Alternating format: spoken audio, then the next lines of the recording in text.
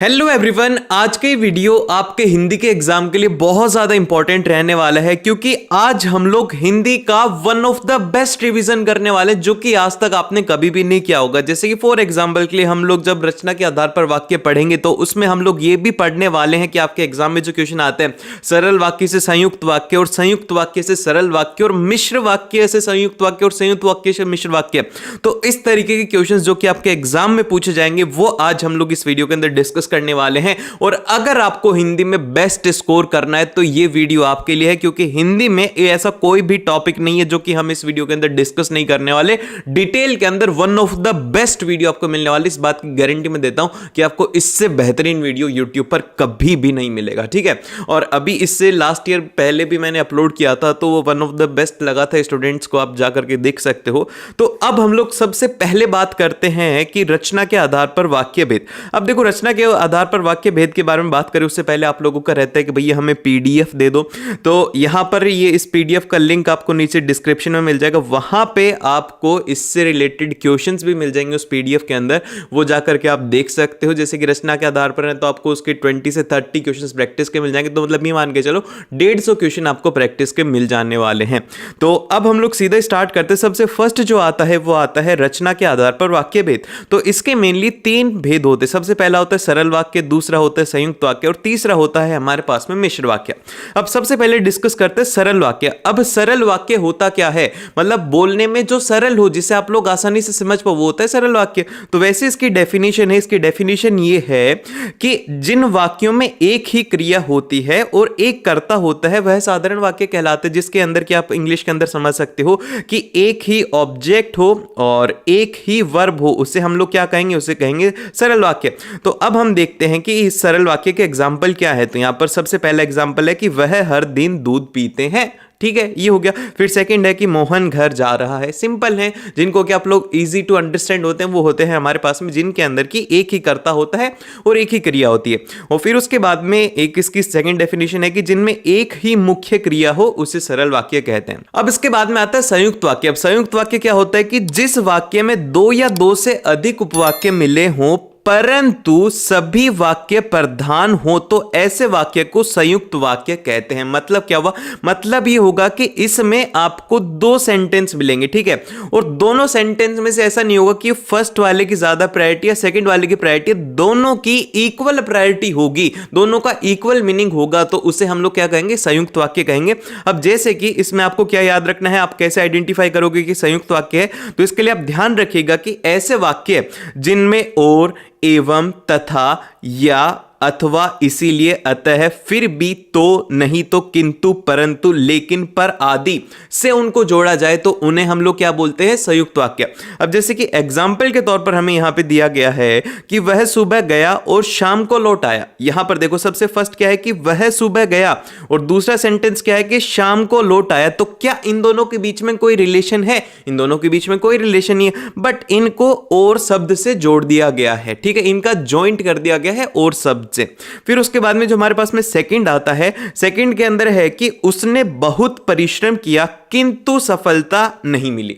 क्या हुआ, उसने परिश्रम तो बहुत किया था लेकिन उसे सफलता नहीं मिली। फिर उसके बाद में यहां पे नेक्स्ट हमारे पास में जो आते हैं वो आते हैं मिश्रित वाक्य। अब मिश्रित वाक्य थोड़ा सा ध्यान से समझो। मिश्रित वाक्य मतलब ये होता है कि डिपेंडेंस, कि एक वाक्य दूसरे वाक्य के ऊपर डिपेंड हो। वही इसकी डेफिनेशन है कि जिन वाक्यों में एक प्रधान उपवाक्य हो तथा अन्य आश्रित उपवाक्य हो। मतलब क्या हुआ, मतलब इसका यह हुआ कि जब पहले वाला होगा तो उसके कारण दूसरे वाला होगा, मतलब फर्स्ट के ऊपर सेकंड डिपेंडेंट होता है। और आप मिश्रित वाक्यों को किस तरीके से आइडेंटिफाई करोगे, उसके लिए है कि आपको किसी में भी की, जो, क्योंकि, जितना, उतना, जैसे, वैसे, तब, जब, जहां, तहां, जिधर, उधर, मगर, तो, यद्यपि, तथापि आदि से मिलते जुलते अगर वर्ड्स मिले तो वो कैसा होता है, मिश्रित वाक्य होता है। जैसे एग्जाम्पल के लिए यहां पे दिया हुआ है कि सफल वही होता है जो परिश्रम करता है। तो आप लोग आइडेंटिफाई से कर सकते हो कि वही होता है जो परिश्रम करता है,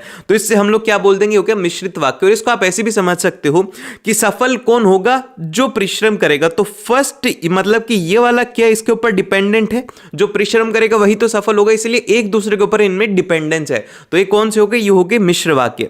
फिर इसके बाद में जो सेकंड है हमारे पास में, मैंने देखा बाजार में चहल पहल थी। मैंने क्या देखा? बाजार में चहल पहल थी। अगर मैं यहां पे नहीं देखता तो क्या ये मुझे सेकंड वाला दिखता? नहीं दिखता। तो क्या ये एक दूसरे के ऊपर डिपेंडेंट है? तो ऐसे में क्या होता है? ऐसे में होता है हमारे पास में मिश्रित वाक्य। फिर उसके बाद में नेक्स्ट आता है कि सरल वाक्य से संयुक्त वाक्य में हम किस तरीके से कन्वर्जन करेंगे। एग्जाम में यही क्वेश्चन आएगा, तो अब ध्यान से सुनो। जैसे कि सरल वाक्य है आपके पास में, राधा नाचती गाती है, ठीक है। अब संयुक्त वाक्य के अंदर क्या करना होता है? हमें ऐसे शब्द जोड़ने होते हैं जैसे कि और हम इसमें जोड़ देंगे या फिर हम इसमें तथा जोड़ देंगे। तो ऐसे शब्द जब हमें जोड़ने हैं तो वो कैसे जोड़ेंगे? तो यहां पर लिखा हुआ है नाचती गाती है, तो अब हम इन्हें जोड़ने के लिए क्या करेंगे कि राधा नाचती और गाती है। दो सेंटेंस बन गए, राधा नाचती है और गाती है, ठीक है। इस तरीके से आपको करना है। फिर जो सेकंड है, सेकंड सरल सेंटेंस है हमारे पास में, मोहन हंसकर बोला, ठीक है। मोहन हंसकर बोला, तो अब यहां पे हम क्या बोलेंगे? मोहन हंसा और बोला। यहां पर दो क्रिया है, एक तो है ये हंसकर और दूसरे वाली है बोलने वाली। तो इन दोनों क्रियाओं को अलग करके हमने क्या किया है? और ये जो शब्द है इससे जोड़ दिया है। सिंपल सा करना है कि फर्स्ट जो क्रिया है और सेकंड क्रिया है इनको अलग अलग कर दो और फिर उसके बाद में और शब्द से आपको इसे जोड़ देना है। फिर उसके बाद में जो नेक्स्ट आता है वो आता है अगला सरल वाक्य, तुम पढ़कर सो जाना। तुम पढ़कर सो जाना, तो सबसे पहली क्रिया क्या है? वो है पढ़कर। दूसरी क्या है? वो है सो जाना। तो हम यहां पे लिखेंगे कि तुम पढ़ना और सो जाना। समझ में आया? बहुत ही आसान है ना। तो इसी बात के ऊपर लाइक, शेयर और सब्सक्राइब हो जाना चाहिए। अब इसके बाद में जो अभी हम लोग करके आए हैं, जैसे कि हमने अभी सरल से संयुक्त किया था, अब हमें क्या करना है? संयुक्त वाक्य से सरल वाक्य करना है। मतलब क्या हुआ कि जहां पर वो जो जॉइंट है उसे हटा करके हमें करना है। तो सबसे पहले इसका एग्जाम्पल हमें दिया हुआ है कि सभी लिख चुके हैं लेकिन सर्जिता अभी तक लिख रही है। तो यहां पर देखो, यहां पे क्या है? सबसे फर्स्ट तो ये हो गया हमारा सेंटेंस, और दूसरा सेंटेंस क्या है? ये इससे जुड़ा हुआ है, और सेकंड सेंटेंस ही हो गया। तो अब हम इसे कैसे लिखेंगे? हमारा लिखने का तरीका ये रहेगा कि सभी लिख चुके हैं पर भी सर्जिता लिख रही है, ठीक है। आप समझ रहे हो कि इसमें हमने है लेकिन को हटा दिया है लेकिन को हटा करके सिंपल सा सेंटेंस हमने कैरी फॉरवर्ड कर दिया है, एक ही क्रिया उसे बना दिया है। अब इसके बाद में इसका सेकंड क्वेश्चन है। इसका सेकंड क्वेश्चन है कि निधि रात भर पढ़ती है ताकि परीक्षा देने की तैयारी कर सके। तो अब हमें क्या करना है? यहां पर हमारा जो सेंटेंस है वो किससे जुड़ा हुआ है? वो जुड़ा हुआ है ताकि से, ठीक है। अब है ताकि को हमें क्या करना है? रिमूव करना है। तो हमारा सेंटेंस हो जाएगा कि निधि रात भर पढ़कर परीक्षा देने की तैयारी करती है, ठीक है। इस तरीके से आपको सिंपल सा एक वर्ब के अंदर कन्वर्ट करना होता है। फिर इसके बाद में नेक्स्ट आता है कि संयुक्त वाक्य से मिश्र वाक्य आप कैसे बनाएंगे। जैसे कि संयुक्त आपको गिवन है तो आपको उसके ऊपर डिपेंडेंस उसे दिखाना है। तो अब हम इसको करते हैं। तो इसमें जो सबसे पहला हमारा एग्जाम्पल है वो है संयुक्त वाक्य, सभी लिख चुके हैं लेकिन सर्जिता अभी तक लिख रही है। तो अब हमें क्या करना है? इसे मिश्र वाक्य में कन्वर्ट करना है। तो अब हमारा कन्वर्जन इस तरीके से रहेगा कि हमारा फर्स्ट सेंटेंस है और सेकंड सेंटेंस है। अब ये है लेकिन को हमें किस में कन्वर्ट करना है? वो जो मैंने आपको वर्ड्स बताए थे जैसे कि हो गया, जो हो गया, क्योंकि हो गया, जितना हो गया, इन वर्ड्स को यूज में लेकर के हम उसे करेंगे। तो अब यहां पर देखो है लेकिन, तो हम उसे क्या करेंगे? है जबकि, मतलब कि वो लिख चुकी है लेकिन जबकि वो भी अभी लिख रही है, ठीक है। तो हमारा जो कन्वर्जन रहेगा वो इस तरीके से रहेगा कि सर्जिता लिख रही है जबकि सभी लिख चुके हैं, ठीक है। वो अभी तक लिख रहे जबकि सारे ही लिख चुके हैं। तो इस तरीके से आपको उसमें डिपेंडेंस क्रिएट करनी होगी। फिर उसके बाद में जो सेकंड क्वेश्चन है हमारा वो है संयुक्त वाक्य कि निधि रात भर पढ़ती है ताकि परीक्षा देने की तैयारी कर सके, ठीक है। तो अब हमें ये है ताकि, अब ये जो है ताकि इसे कन्वर्ट करना है। अब इसको किस में कन्वर्ट करेंगे? खुद दिमाग से सोचो कि निधि क्यों पढ़ती है? निधि क्यों पढ़ती है? ताकि वो परीक्षा में अच्छा कर सके। तो हम इस मिश्र वाक्य में ऐसा लिखेंगे कि निधि रात भर इसीलिए पढ़ाई करती है ताकि वो अपने एग्जाम में अच्छा कर पाए, ठीक है। तो अब हम इसका आंसर देखते हैं। इसका आंसर ये है कि निधि इसीलिए रात भर पढ़ाई करती है क्योंकि वह परीक्षा देने की तैयारी कर रही है, ठीक है। तो ये आपको ध्यान रखना है कि यहां पर ये जो कन्वर्जन है ये आपको पता होना चाहिए कि आपको किस से किस में करना है। अब इसके बाद में आता है नेक्स्ट जो कि है मिश्र वाक्य से संयुक्त वाक्य। अब ये बड़ा ही सिंपल रहेगा। जैसे कि फर्स्ट है कि जब मैं विकास के घर गया मेरा आदर सत्कार हुआ, ठीक है, ये हो गया। तो अब हमें क्या करना है? ये हमें बनाना है संयुक्त में। तो आप सिंपल सा इसके अंदर क्या करेंगे कि और शब्द को लगा देंगे बीच में, ठीक है। तो अब आप यहां पर लिखेंगे कि विकास के घर मेरा आदर भी हुआ और सत्कार भी हुआ, ठीक है। दोनों को आपने क्या किया? ये जो और वर्ड है इसके के थ्रू आपने उसे जोड़ दिया। अब इसी तरीके से अगले वाला है, इसमें मिश्र दिया गया है कि विशाल ने जो मोबाइल खरीदा है वह नया है। ठीक है, विशाल ने जो मोबाइल खरीदा है वह नया है, तो आप इसे लिख सकते हो कि विशाल ने एक मोबाइल खरीदा है और वह नया है। ठीक है, बस इसमें आपने क्या किया है, और शब्द को बीच में ऐड कर दिया है। समझ रहे हो? अगर समझ रहे हो तो यस कमेंट करो कि हाँ भैया हम समझ रहे हैं और हिंदी के अंदर हम भी अच्छा स्कोर करेंगे। यस, ठीक है। अब इसके बाद में अगला टॉपिक आता है, वो आता है वाच्य के भेद। अब जो वाच्य के भेद है one of the most important topic, और बहुत ही आसानी से आप इसे समझ जाओगे। तो सबसे पहले हम लोग बात करते हैं इसके कितने भेद होते हैं। इसके 3 भेद होते हैं। सबसे पहले करतवाच्य, दूसरा कर्मवाच्य और तीसरा है भाववाच्य। तो अब हम एक एक करके इसे देखते हैं। सबसे पहला है यहां पर करतवाच्य। तो करतवाच्य क्या होता है, ध्यान से इसकी डेफिनेशन सुनो। इसकी डेफिनेशन ये होती है कि जब वाक्य की क्रिया के लिंग वचन पुरुष कर्ता के लिंग वचन पुरुष के अनुसार हो तो वहां पर करतवाच्य कहलाता है। मतलब क्या हुआ, ध्यान से सुनो कि यहां पर आपको 2 चीजें इंपॉर्टेंट है। सबसे पहली तो है वो है यहां पर क्रिया। ठीक है, क्रिया हो गया। फिर उसके बाद में दूसरी है यहां पर क्या है, वो है यहां पे कर्ता। ठीक है, हम लोग क्या लिखेंगे यहां पर, ये लिखेंगे कर्ता। अब यहां पर कर्ता और जो क्रिया है ये बहुत ही ज्यादा इंपॉर्टेंट है, आपको आइडेंटिफाई करना होगा। इंग्लिश में आप लोग इसे बोल सकते हो कि यहां पर क्रिया क्या होती है, वो होती है आपकी वर्ब, और कर्ता क्या होता है, वो होता है आपका यहां पर सब्जेक्ट। ठीक है, अब ये दोनों जो चीजें अगर आपने आइडेंटिफाई कर ली तो आप इसे समझ सकते हो। अब इसमें करना क्या है, ध्यान से सुनो। अब जैसे कि एग्जाम्पल यहां पे हमें क्या दिया हुआ है, एग्जाम्पल दिया हुआ है कि रमेश क्या करता है, केला खाता है। तो अब यहां पर रमेश क्या है, रमेश एक बॉय है, जिसको कि हिंदी के अंदर हम लोग क्या बोलेंगे, वो है एक पुल्लिंग। फिर उसके बाद में उसके यहां पर खाता क्या है, ये है उसकी क्रिया। ठीक है, तो अब इसके बाद में ध्यान से सुनो। अब अगर मान लो कि ये जो रमेश हमारा बॉय है, इसकी जगह पर अगर कोई गर्ल होती जो कि दिव्या होती, तो अब दिव्या के अकॉर्डिंग क्या हुआ, जो हमारा सब्जेक्ट था उसका क्या हुआ, हमने पुल्लिंग से स्त्रीलिंग कर दिया। तो क्या क्रिया के अंदर परिवर्तन होगा? हम ये नहीं कह सकते कि जो दिव्या है वो केला खाता है, उसके लिए क्या आएगा, दिव्या के लिए आएगा दिव्या केला खाती है। तो यहां पर क्या हो रहा है, जो हमारी क्रिया है वो कर्ता के अनुसार बदल रही है। ऐसे ही आप लोग बोल सकते हो जैसे कि एक वचन में कुछ और है, बहुवचन में कुछ और है, तो ऐसे में हम लोग क्या बोलेंगे, वहां पर है करतवाच्य। फिर उसके बाद में जो नेक्स्ट आता है वो आता है हमारा कर्मवाच्य। इसमें 2 चीजें इंपॉर्टेंट है, आप लोग रिलेशन याद रखोगे, एक तो क्रिया का, ठीक है, अब क्रिया का, और दूसरा जो रिलेशन यहां पर रहेगा वो रहेगा यहां पर कर्म का। अब कर्म क्या होता है, इंग्लिश में हम लोग इसे बोलते हैं, वो बोलते हैं ऑब्जेक्ट। ठीक है, ऑब्जेक्ट का और क्रिया का संबंध होना ही यहां पर कर्मवाच्य होता है। अब इसकी डेफिनेशन इस तरीके से रहती है कि क्रिया के जिस रूप में कर्म प्रधान हो उसे हम लोग कर्मवाच्य कहते हैं। जहां क्रिया का संबंध सीधा कर्म से होता है तथा क्रिया का लिंग तथा वचन कर्म के अनुसार हो उसे हम लोग कर्मवाच्य कहते हैं। तो अब इसके बाद में आप इसको ध्यान से एग्जांपल से समझो। तो इसका एग्जांपल यहां पर ये है कि मीरा ने दूध पिया। तो अब आप लोग यहां पर ध्यान से समझो कि क्या हो रहा है, यहां पर मीरा है। ठीक है, मीरा क्या है, ये है स्त्रीलिंग है। ठीक है, अब हम लोग क्या बोल देते हैं, ये है स्त्रीलिंग, और यहां पर ये जो क्रिया है ये पिया है, ये कैसी है, ये है पुल्लिंग। तो क्या ये इसके ऊपर डिपेंडेंट है, क्या ये डिपेंडेंट है एक दूसरे के ऊपर? नहीं है। लेकिन ये डिपेंड किसके ऊपर है, ये जो क्रिया है हमारी दूध पिया, ये किसके ऊपर डिपेंड है, ये जो डिपेंडेंट है ये है हमारी दूध के ऊपर। ठीक है, दूध क्या है, दूध के अकॉर्डिंग ही यहां पर ये क्रिया चेंज हो रही है, मतलब कि ये चेंज हो रहा है। तो यहां पर दूध क्या हो गया, ये हो गया कर्म। ठीक है, अब कर्म को अगर आप लोग चेंज करोगे तो यहां पर क्रिया में परिवर्तन होगा, तो उसे हम लोग कहेंगे कर्मवाच्य। अब इसी तरीके से जो हमारे पास में दूसरा है, इसमें लिखा गया है कि मीरा ने पत्र लिखा। मीरा ने क्या किया, पत्र लिखा। तो पत्र क्या है, वो है पुल्लिंग, और यहां पर लिखा क्या है, वो भी है पुल्लिंग। ठीक है, इस तरीके से आप लोग इसे लिख सकते हो। ठीक है, आप बस सिंपल से उसके अंदर चेंज करके देख लेना। एग्जाम के अंदर करने की ट्रिक यही होती है कि आप उसके अंदर थोड़ा सा मॉडिफिकेशन करके देख लो। जैसे कि मेल है तो उसकी जगह पर फीमेल करके देख लो, एक वचन है तो उसकी जगह पर बहुवचन करके देख लो, तो आपको समझ में आएगा।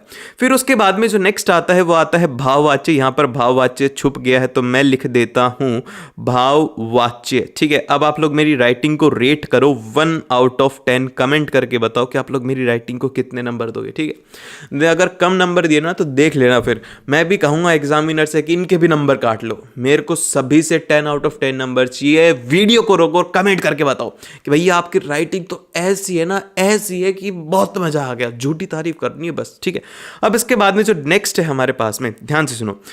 अब ये है भाववाच्य में क्या होता है कि क्रिया के जिस रूप में न तो कर्ता की प्रधानता हो न कर्म की प्रधानता हो, बल्कि क्रिया के भाव प्रधान हो। मतलब कि यहां पर क्या है, ना कर्ता ना कर्म, क्रिया का जो भाव है, क्या भाव है, उसके ऊपर डिपेंड रहता है।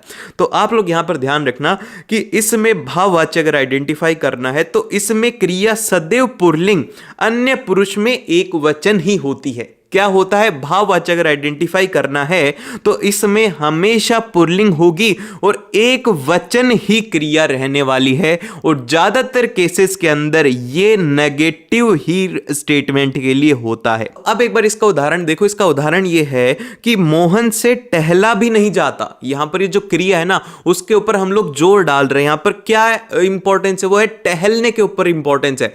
तो यहां पर भाव इंपॉर्टेंट है, टहलना जो भाव है, क्रिया का भाव वो इंपॉर्टेंट है कि मोहन से टहला भी नहीं जाता। ठीक है, तो यहां पर एक नेगेटिव इमोशन, जिसमें इमोशन ज्यादा हो, उसे हम लोग क्या बोलेंगे, उसे हम लोग बोलेंगे भाववाच्य। अब इसी तरीके से जो सेकंड है वो है कि मुझसे उठा नहीं जाता, जो कि मोस्ट ऑफ द स्टूडेंट की प्रॉब्लम है कि भैया सुबह के 11 बज रहे, 12 बज रहे और रात को कितना भी पढ़ा लो। ठीक है, ये मेरे साथ भी हो रहा है। आपको पता है मैं अभी वीडियो कितनी बजे रिकॉर्ड कर रहा हूं?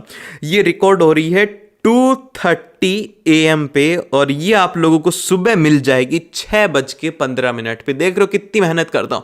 फिर उसके बाद में दोपहर में वीडियो, रात को वीडियो, अगले दिन सुबह वीडियो। तो ये है मेहनत। ठीक है, तो इसी तरीके से आपको भी मेहनत करनी है। इसी तरीके से मेहनत करो यार। बोर्ड्स के एग्जाम है, बड़े ही आसान होते हैं, और मेरे साथ में तो बहुत ही ज्यादा आसान होंगे। ठीक है, अब इसके बाद में चलते हैं हम लोग क्वेश्चंस के ऊपर, जहां से कन्वर्जन होता है वो होता है कि करत वाच्य से कर्म वाच्य में परिवर्तन। तो अब देखो हम कुछ क्वेश्चंस देखते हैं। जैसे कि सबसे पहला ये है कि चित्रकार चित्र बनाता है। ठीक है, चित्रकार क्या करता है, चित्र बनाता है। ये है यहां पर करत वाच्य। अब हम लोग इसे कर्म वाच्य में करेंगे तो हम लोग क्या करेंगे, यहां पर ये जो इंपॉर्टेंस है चित्रकार की, हम इसे डाल लेंगे चित्र के ऊपर। तो इसके लिए हम लोग यूज में लेंगे, जैसे कि ध्यान से देखो, वो है कि चित्रकार द्वारा चित्र बनाया गया। ठीक है, यहां पर आप देख रहे हो कि यहां पर हमने कर्म को प्रधानता दे दी। पहले क्या था, वो चित्रकार के ऊपर प्रधान थी, लेकिन अब हमने क्या कर दिया, चित्र के ऊपर प्रधानता दे दी है, बनाया जाता है। ठीक है, इसके ऊपर डिपेंडेंस लिया है। इसी तरीके से जो हमारे पास में नेक्स्ट है वो है कि राधा नृत्य करती है। अब हम इसे लिख देंगे कि राधा द्वारा नृत्य किया जाता है। फिर इसी तरीके से पुलिस ने अपराधी को पकड़ा, पुलिस द्वारा अपराधी को पकड़ा गया। जहां पे आपको ऐसा कन्वर्जन करना हो तो इसमें आप ये ध्यान रखेंगे कि इसमें जो वर्ड द्वारा है इसे आप लोगों को इंक्लूड करना है। द्वारा आप लोग इसमें याद रखोगे। ठीक है, फिर इसके बाद में जो अगला आता है वो आता है करत वाच्य से भाववाच्य में कन्वर्ट करना। ठीक है, यहां पर क्या है कि आपको इमोशंस को दिखाना है, आपके भाव को ज्यादा दिखाना है। तो अब यहां पर जो हमारे पास में सबसे पहला भाव है वो है कि राधा नहीं हंसती। राधा नहीं हंसती, तो अब हमें इसे इमोशनल बनाना है। इसे इमोशनल बनाने के लिए हम लोग क्या करेंगे, इसे हम लोग बोलेंगे कि राधा से हंसा नहीं जाता। क्या, राधा से हंसा नहीं जाता। ठीक है, समझ रहे हो, नेगेटिव इमोशंस को इसमें ज्यादा दिखाया जाता है। जैसे कि मैं पढ़ नहीं सकती, अरे क्या बोल दिया, पढ़ तो हम भी नहीं सकते। तो यहां पर हम इसे बोलेंगे कि मुझसे पढ़ा नहीं जाता। इसी तरीके से अब घूमेंगे, अब घूमा जाए। इसी तरीके से मजदूरों ने ईंट नहीं उठाई, मजदूरों से ईंट नहीं उठाई गई। ठीक है, ये इस तरीके से आपको कन्वर्ट करना, जहां पर आपको भाव को इंपॉर्टेंस देनी है। अब इसके बाद में जो आता है वो आता है पद परिचय। अब देखो पद परिचय जो है ना, ये बड़ा ही सिंपल है। इसमें आपको है ना 5 पॉइंट का ध्यान रखना है। संज्ञा, सर्वनाम, विशेषण, क्रिया और अवयव। मैं आपको हर एक चीज को डिटेल में बताऊं। सबसे पहले अगर हम लोग बात करते हैं संज्ञा की, तो संज्ञा में आपको सबसे पहले बताना होगा संज्ञा के भेद, जो कि होते हैं व्यक्तिवाचक, जातिवाचक और भाववाचक। फिर उसके बाद में उसका लिंग, वचन, कारक, क्रिया, और क्रिया का कर्ता से क्या संबंध है, या फिर क्रिया का कर्म से। ठीक है, आपको ये संबंध बताना है। फिर उसके बाद में नेक्स्ट आता है हमारे पास में, वो आता है सर्वनाम। सर्वनाम के भेद आपको पता होना चाहिए। पुरुषवाचक, निश्चयवाचक, अनिश्चयवाचक, प्रश्नवाचक, संबंधवाचक और निजवाचक। फिर उसके बाद में लिंग, वचन, कारक, क्रिया का कर्ता के साथ में और कर्ता का क्रिया के साथ में। और इसी तरीके से विशेषण के भेद जो कि 4 होते हैं, गुणवाचक, संख्यावाचक, सर्वनामिक वाचक और परिणामवाचक। फिर उसके बाद में अवस्था, मूलावस्था, उत्तरावस्था, ये आपको याद नहीं रखना। लिंग, वचन और विशेष्य, आपको इन तीन मतलब कि एक जो कॉमन पॉइंट है वो याद रखना है। एक तो इनके भेद, जैसे कि कि संज्ञा के भेद, सर्वनाम के भेद, विशेषण के भेद, ये आपको पता होना चाहिए। प्लस ऑफ वहाँ पर कौन से लिंग है, कौन सा वचन है, ये हर एक चीज़ में कॉमन है, तो ये आपको आइडेंटिफाई करना आना चाहिए कि कैसे होता है। फिर उसके बाद में जो नेक्स्ट है हमारे पास में वो है जैसे कि क्रिया, क्रिया के भेद, उसका लिंग, वचन, पुरुष। यहाँ पर जो इंपॉर्टेंट चीज़ आ रही है वो आ रही है काल और वाच्य। ठीक है, वाच्य आप लोग देख के आ चुके हो, कर्म वाच्य, करत वाच्य, भाव वाच्य से। फिर उसी के साथ में क्रिया में कर्ता कौन है, कर्म कौन है, ये आपको पता होना चाहिए। इसी तरीके से अवयव के अंदर क्रिया विशेषण आपको भेद पता होना चाहिए, उपभेद, और क्या क्या विशेषता है, क्या विषय है, ये आपको पता होना चाहिए। तो अब कुछ इंपॉर्टेंट पॉइंट है जो कि आपको हेल्प करेंगे कि आप लोग पद परिचय को आसानी से आइडेंटिफाई कर लो। तो जो सबसे पहला पॉइंट है वो ये है कि अगर शब्द किसी व्यक्ति, वस्तु, प्राणी, पक्षी, भाव, जाति आदि के बारे में बताता है तो वह क्या है, वह है संज्ञा। फिर उसके बाद में अगला आता है कि अगर शब्द किसी संज्ञा के स्थान पर प्रयोग हो रहा है, जैसे कि मेरा, मैं, तुम, आपका, उस, वह आदि, तो वह क्या है, वो है सर्वनाम।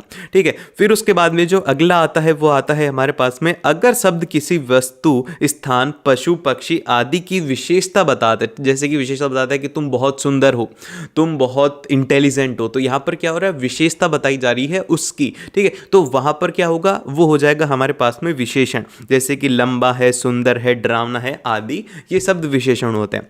फिर उसके बाद में जो अगला आता है वो आता है कि अगर शब्द वाक्य में जो क्रिया है उसकी विशेषता बताता है, जैसे कि क्रिया की अगर विशेषता बताता है तो उसे हम लोग क्या बोलते हैं, उसे हम लोग बोलते हैं यहां पर क्रिया विशेषण। तो अब इसका एग्जाम्पल देखो, इसका एग्जाम्पल हमारे पास में है कि जैसे कि क्रिया कब हो रही है, जैसे कि कल हो रही है, अभी हो रही है, दिन भर में हो रही है। फिर उसके साथ में जैसे कि क्रिया कैसे हो रही है, चुपचाप हो रही है, तेजी से हो रही है। इस तरीके से आपको ना उसके गुण बताने, मतलब कि उसकी विशेषता बतानी, तो उसे हम लोग बोलेंगे क्रिया विशेषण। फिर उसके बाद में जो अगला पॉइंट है वो ये है कि अगर शब्द किसी दो या दो से अधिक संज्ञा सर्वनाम के बीच में संबंध दर्शाता है तो वह संबंध बोधक अवयव होता है। जैसे कि एग्जाम्पल के तौर पर अगर आपको मिलते हैं जैसे के पास, के ऊपर, के दूर, के कारण, के लिए। ठीक है, फिर इसी तरीके से सिक्स्थ पॉइंट आता है हमारा कि अगर शब्द किसी दो वाक्यों के बीच में संबंध दर्शाता है, अगर कोई भी संबंध दर्शाते तो उसे हम लोग क्या बोलते हैं, वो बोलते हैं समुच्चय बोधक अवयव, जैसे कि और हो गया, तब हो गया, इसीलिए हो गया, लेकिन हो गया। फिर सेवंथ पॉइंट जो है वो है हमारा कि अगर शब्द किसी विस्मय, हर्ष, घृणा, दुख, पीड़ा आदि भाव को प्रकट करता है तो वह क्या होता है, वो होता है विस्मय आदि बोधक अवयव होता है। इसमें क्या होते हैं, जैसे कि एकदम से कोई हैप्पीनेस जो होती है ना, उसको बड़ा सा नाम याद रखो, हैप्पीनेस के लिए क्या होगा, वो होगा विस्मय आदि बोधक अवयव। एकदम से बहुत ज्यादा खुशी होना, जैसे कि अरे यार कल तो पेपर, अभी तक तो कुछ नहीं पढ़ा, अरे वाह सब कुछ पढ़ लिया। इसी तरीके से अच्छा आदि, ये शब्द आपको देखने हैं। फिर उसके बाद में जो लास्ट पॉइंट है वो है हमारा कि अगर शब्द किसी बात पर ज्यादा भार दर्शाता है, मतलब कि किसी चीज के ऊपर ज्यादा वेटेज आता है, तो वहां पर हम लोग क्या बोलते हैं, वह निपात है। ये नहीं आएगा आपके एग्जाम के अंदर, ये एडिशनल पॉइंट है। ठीक है, तो अब आता है हमारा फर्स्ट सेंटेंस। अब फर्स्ट सेंटेंस में हमसे कहा गया है कि अपने गांव की मिट्टी छूने के लिए मैं तरस गया। तो अब यहां पर आप ध्यान से देखो, हर एक चीज को डिटेल में देखना। वो ये है, सबसे पहला तो ये है अपने। अब अपने को थोड़ा ध्यान से सोचो, अपने, तो यहां पर क्या है, ध्यान से पढ़ोगे, अपने गांव की, तो यहां पर जो आ रहा है आपको लग रहा है कि अपने में ना कोई एक विशेषता है। और कैसी विशेषता है, अब ये अपने कैसा है, ये सर्वनाम के जैसा है, तो इसीलिए हम लोग इसे क्या बोलेंगे, ये हो जाएगा हमारे पास में विशेषण है, सर्वनामिक विशेषण है। और कैसा है, एक वचन है, और कैसा है, पुल्लिंग है, और उसी के साथ में इसका विशेष्य क्या है, वो है गांव, गांव की विशेषता बता रहा है। फिर उसके बाद में नेक्स्ट आता है गांव की, क्या होगा, गांव की सिंपल सा एक संज्ञा है, कैसा है, वो है जातिवाचक संज्ञा है, एक वचन है, पुल्लिंग है, संबंध कारक है, और कारक क्या है, वो है यहाँ पे की। ठीक है, तो ये आपने यहां तक इस तरीके से आइडेंटिफाई कर लिया। अब उसके बाद में मिट्टी। अब मिट्टी क्या है भैया, मिट्टी है हमारे पास में संज्ञा, आपको सिंपल सा बस संज्ञा लिखना है, इसके अंदर नहीं लिखना। और ये कैसी है, ये है स्त्रीवाचक है, एक वचन है, आप लोग ऐसे लिख सकते हो। और फिर इसके बाद में नेक्स्ट आता है मैं। अब ये मैं क्या है, ये है सर्वनाम, कौन सा पुरुष है, जैसे कि अगर हम लोग हमारी बात कर रहे हैं, जैसे मैं, हम, तो ये होते हैं प्रथम पुरुष। और जैसे कि अब हम बात करें तुम, तुम्हारा, ऐसे होते द्वितीय पुरुष। तो अब हम लोग यहां पर देखेंगे कि मैं क्या है, वो है सर्वनाम है, और कौन सा है, वो है उत्तम पुरुष या फिर प्रथम पुरुष। फिर उसके बाद में ये हो गया, एक वचन हो गया, पुल्लिंग हो गया, और तरस गया क्रिया का क्या है, कर्ता है। फिर उसके बाद में आता है तरस गया क्या है, ये है क्रिया है, कौन सी क्रिया है, अकर्मक क्रिया है, संयुक्त है, कहां की है, मतलब भूतकाल की है, एक वचन है, पुल्लिंग है और कर्तवाच्य और करता है यहाँ पे मैं, ठीक है। और फिर उसके बाद में नेक्स्ट आता है, नेक्स्ट है हमारे पास में कि निर्धन लोगों की ईमानदारी देखो, ठीक है। जो गरीब लोग होते हैं उनकी ईमानदारी आप देखो। तो यहाँ पर सबसे फर्स्ट क्या है, वो है निर्धन। अब निर्धन क्या है, आप खुद सोच करके देखो, निर्धन क्या है, गरीबी क्या है, एक विशेषण है, एक विशेषता है। तो इसीलिए यहाँ पर क्या हो गया, ये हो गया विशेषण। और कैसा है, ये एक गुण है, तो इसीलिए हो गया गुणवाचक। फिर उसके बाद में यहाँ पर निर्धन, तो यहाँ पर कैसा है, ये है बहुवचन। आप इसको क्रिया से देखो, ठीक है, कि निर्धन लोगों, तो यहाँ पर कैसा, ये है बहुवचन, तो इसलिए हो गया बहुवचन। फिर उसके बाद में ये हो गया यहाँ पे पुल्लिंग हो गया, विशेष्य किसका है, वो है लोगों का। फिर उसके बाद में नेक्स्ट आता है लोगों की, क्या है, ये है संज्ञा है, कौन सी है, जातिवाचक है। और यहाँ पर ये कैसा है, ये है बहुवचन है। फिर उसके बाद में पुल्लिंग है, संबंध कारक है, यहाँ पर कारक यहाँ पर क्या है, वो है की है, ठीक है। फिर उसके बाद में नेक्स्ट आता है ईमानदारी। अब ईमानदारी क्या है, ठीक है, ईमानदारी जैसे कि ईमानदारी आप बोल सकते हो या फिर आप बेईमानी उसे बोल सकते हो। तो ये क्या है, ये किसी इंसान के भाव होते हैं, तो इसीलिए हम लोग इसे क्या कहेंगे, ये हो जाएगा संज्ञा में भाववाचक, कर्म कारक हो जाएगा। और देखो क्रिया का कर्म है। फिर उसके बाद में यहाँ पर ये जो देखो है, ये क्या है, देखो है यहाँ पर एक सकर्मक क्रिया है, बहुवचन है, और यहाँ पर धातु देखो है, और वर्तमान काल है, और क्रिया का कर्म है ईमानदारी, ठीक है। आप समझो ध्यान से, इसमें आपको बड़ा ही सिंपल सा समझ में आ रहा होगा। देखो क्या है, वो है क्रिया है, कैसी है, वो है अकर्मक है। फिर उसके बाद में क्या है, वो है बहुवचन है। फिर उसके बाद में कैसी है, वो है वर्तमान काल की है, और क्रिया का कर्म क्या है, वो है ईमानदारी। तो अब इसका एग्जाम्पल देखो, इसके एग्जाम्पल में हमें दिया गया है कि मुक्ति मही पाती मंदिर आए। तो अब यहाँ पर आप देखो, यहाँ पर क्या चीज कॉमन आ रही है, यहाँ पर मैं इसमें आ रहा है, इसमें भी मैं आ रहा है, इसमें भी मैं आ रहा है। तो बार बार मैं शब्द की आवृत्ति हो रही, शब्द नहीं, इसे हम लोग बोलते हैं वर्ण, ठीक है। ये क्या है, ये है वर्ण, ठीक है। तो इसकी आवृत्ति के कारण क्या होता है, वो होता है यहाँ पर अनुप्रास अलंकार। और अलंकार को कहा जाता है, जैसे कि गहने होते हैं ना, वैसे ही शब्दों का वह गहना जो कि कविता की सुंदरता को बढ़ाए, उसे हम लोग अलंकार कहते हैं। अब इसके बाद में जो नेक्स्ट आता है, वो आता है यमक अलंकार। अब यमक अलंकार क्या होता है कि जिस जगह एक ही शब्द के एक से अधिक बार प्रयुक्त हो, लेकिन उस शब्द का अर्थ हर बार भिन्न हो। मतलब कि एक ही शब्द होगा, जैसे कि पानी पानी होगा, लेकिन पानी का शब्द अलग अलग होगा और उसका मीनिंग अलग अलग होगा। अब जैसे कि यहाँ पर ये है, यहाँ पर ध्यान से देखो, इसमें दिया गया है कि कनक ते सोगुनी मादक अधिकाय। तो यहाँ पर ये जो कनक कनक है ना, ये 2 बार यूज में लिया गया है, लेकिन इसका मतलब अलग अलग। इसी तरीके से काली घटा का घमंड घटा। अब यहाँ पर ये जो घटा है ना, पहले वाला, ये क्या है, ये है बादल, ठीक है। ये क्या है, ये है बादल। और जो दूसरा घटा है वो क्या है, वो है डिक्रीज होना, मतलब कि वो जो उसका घमंड था ना, वो कम हो गया, तो उसके लिए यहां पर घटा वर्ड है। पहले वाला घटा किसके लिए था, वो था बादल के लिए, और ये वाला चेंज हो गया। फिर उसके बाद में नेक्स्ट आता है श्लेष अलंकार। अब श्लेष का मतलब होता है चिपका हुआ, तो चिपका हुआ या मिला हुआ। तो अब हम लोग इसे याद रखेंगे इस तरीके से कि जब एक ही शब्द में हमें विभिन्न अर्थ मिले, तो उस समय श्लेष अलंकार होता है। मतलब शब्द एक ही होगा, लेकिन उसके जो मतलब हैं वो अलग अलग हर बार मिलेंगे। अब जैसे कि ध्यान से देखो, तो यहां पर ये जो है, ये है कि रहीमन पानी राखिए बिन पानी सब सुन। तो अब यहां पर ध्यान से देखो, ये जो यहां पर पानी है, ये सबसे फर्स्ट किसके लिए है, ये है मनुष्य के लिए, ठीक है, ये है मनुष्य के लिए। फिर ये जो दूसरा पानी है, ये किसके लिए है, ये है विनम्रता के लिए। और जो नेक्स्ट है कि पानी गए न उबरे, तो यहां पर ये जो पानी है, ये क्या है, ये है जल। तो इसी के अंदर ही हर एक जगह के ऊपर ये जो पानी यूज में लिया गया है, इसका मतलब अलग अलग है। तो इसे हम लोग क्या बोलेंगे, इसे हम लोग बोलेंगे श्लेष अलंकार। और फिर इसके बाद में जो नेक्स्ट आता है, वो आता है हमारा उपमा अलंकार। अब जो उपमा अलंकार है, ये कैसे होगा, तो अब हम इसे कहेंगे कि जब किन्हीं 2 वस्तुओं के गुण, आकृति, स्वभाव आदि में समानता दिखाई जाए, 2 भिन्न वस्तुओं की तुलना की जाए। यहां पर क्या होगा, तुलना करी जाएगी। अब जैसे कि तुलना क्या होगी, जैसे कि हरि पद कोमल कमल। तो अब यहां पर ये कहा जा रहा है कि जो हमारे हरि भगवान हैं, उनके जो चरण हैं वो किसके समान है, कमल के समान है। तो यहां पर क्या किया जा रहा है, पैरों की तुलना कमल से की जा रही है। तो यहां पर तुलना जब वर्ड आ जाएगा, दोनों के बीच में कंपैरिजन आ जाएगा, तो उसे हम लोग बोलेंगे उपमा अलंकार। तो आप ये उपमा से याद रख सकते हो। चुगली, अरे चुगली तो मैं गलत वर्ड बोल रहा हूँ, तुलना और उपमा आप इसे याद रख सकते हो।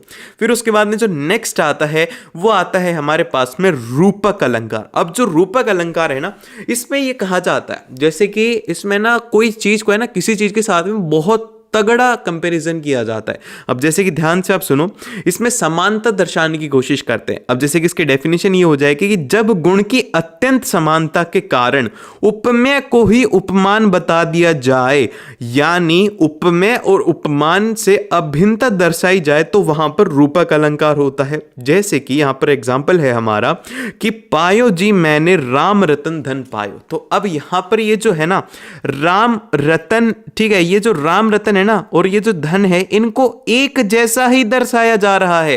राम रतन धन जो है इसको एक जैसा ही दर्शाया जा रहा है, ये एक ही है ऐसा बताया जा रहा है कि राम रतन धन पायो। तो यहां पर राम रतन जो है वो धन पायो सा है, ठीक है। तो अब मतलब यहां पर आप समझ सकते हो कि जो उपमेय और उपमान है इनको एक जैसा बताने की बात करी जा रही है। एक तरफ है राम रतन और दूसरी तरफ है धन, ठीक है। तो ये यहां पर बताया गया। फिर उसके बाद में नेक्स्ट आता है हमारा, वो आता है उत्प्रेक्षा अलंकार। अभी जो उत्प्रेक्षा अलंकार है ये होता है कि जब समानता होने के कारण उपमेय में उपमान के होने की कल्पना की जाए या संभावना हो, मतलब कि उपमेय में उपमान को मान लिया, संभावना मान ली जाए कि ऐसा होगा, तो वहां पर क्या होता है, वो होता है उत्प्रेक्षा अलंकार। अब इसमें जो है आपको ऐसे वर्ड्स ढूंढने होंगे जैसे कि मनु, जनु, जनहु, जानो, मानो, मानु, निश्चय, एव, ऐसे जो ये अगर शब्द हैं तो ये कौन सा होता है, ये होता है हमारा उत्प्रेक्षा अलंकार। अब जैसे कि एग्जाम्पल के तौर पर है यहां पे कि ले चला साथ में तुझे कनक जो भिक्षुक लेकर स्वर्ण। तो यहां पर क्या किया जा रहा है, सिंपल सा यहां पर आपको वर्ड मिल गया, एक तो जो वर्ड मिल गया, जिसकी वजह से आप लोग क्या बोल सकते हो कि ये क्या हो गया, ये हो गया उत्प्रेक्ष अलंकार। इसमें उपमेय को उपमान में होने की कल्पना की जा रही कि ऐसा हो गया है। और फिर इसके बाद में जो नेक्स्ट है हमारा वो है यहां पे मानवीयकरण अलंकार। अभी जो मानवीयकरण अलंकार है ये क्या होता है, ये होता है जब प्राकृतिक वस्तुएं जैसे पेड़ पौधे बादल आदि में मानवीय भावनाओं का वर्णन किया जाए, मतलब कि जैसे कि इंसानों को फूलों के साथ में कंपेयर किया जा रहा है, उनके जैसा बताया जा रहा है, तो वहां पर क्या होगा, वहां पर होगा मानवीयकरण अलंकार। तो अब यहां पर एग्जाम्पल देखो, इसका एग्जाम्पल ये है कि फूल हंसे कलियां मुस्कुराई। तो क्या कभी जैसे पेड़ पौधे हैं वो मुस्कुरा सकते हैं, नहीं मुस्कुरा सकते, हमारी वो विशेषता है। तो हम लोग ऐसा मान रहे हैं कि ऐसा हो गया है, तो उसके लिए हम लोग इसे लेते हैं। फिर उसके बाद में नेक्स्ट आता है कि मेघ आए बन ठंड स्वर के। तो अब आप लोग यहां पर देख सकते हो कि क्या मेघ बन ठंड के आते, नहीं भाई, इंसान ही आते हैं बन ठंड के। फिर इसके बाद में जो अगला आता है हमारे पास में इसके क्वेश्चंस है। सबसे पहला जो क्वेश्चन है, उससे पहले जल्दी से लाइक शेयर एंड सब्सक्राइब, और पीडीएफ का लिंक आपको डिस्क्रिप्शन में मिल जाएगा, वहां से जाकर के आप उसे देख सकते हो। फिर उसके बाद सबसे पहला जो हमारे पास में क्वेश्चन है यहां पर वो ये है कि एक सुंदर सिप का मुख था खुला। तो यहां पर आप देख सकते हो कि यहां पर से शब्द जब बार बार आ रहा है तो इसी वजह से क्या हो गया, ये हो गया अनुप्रास अलंकार। फिर जो सेकंड आता है हमारे पास में वो है कि कितनी करुणा कितने सन्निधो। तो यहां पर देख सकते हो कि का शब्द मतलब वर्ण फिर से आ रहा है, तो जिस वजह से अनुप्रास अलंकार हो गया। और फिर इसके बाद में आता है इसका थर्ड, जिसमें कहा गया है कि तेरी बरछी ने बैर छीने खेलन के। तो यहां पर ये जो है, यहां पर कौन सा अलंकार है, ये है हमारा यमक अलंकार, क्योंकि यहां पर ये जो शब्द हैं ये एक जैसे हैं और इनका जो मतलब है वो अलग अलग है। फिर उसके बाद में आता है कि 3 बेर खाती थी, 3 बेर खाती थी। तो अब यहां पर ये जो बेर है, जैसे कि एक ये बेर है और एक ये बेर है, इनमें अलग अलग अंतर है। जैसे कि 3 बेर ये वाला कौन सा है, ये जो हमारा फ्रूट होता है ना वो वाला बेर है, और ये जो दूसरे वाला बेर है ये क्या है, ये है टाइम का, ठीक है। 3 बेर खाती थी, 3 टाइम खाती थी, मतलब ये होता है बेर का मतलब। अब इसके बाद में जो नेक्स्ट आता है फिफ्थ वाला, उसमें कहा गया है कि जान पड़ता है कि नेत्र देख बड़े बड़े हीरो में गोल नीलम है जड़े। ठीक है, तो आप लोग अब यहां पर ध्यान से देखोगे तो आपको पता लगेगा ये क्या है, ये है उत्प्रेक्षा अलंकार। अब ये क्यों है ये आप लोग कमेंट करके बताओ, और अगर आपने वीडियो को यहां तक देखा है तो द एंड एक बार जरूर से लिखना, और मिलते हैं आप लोगों से नेक्स्ट वीडियो के अंदर। All the very best.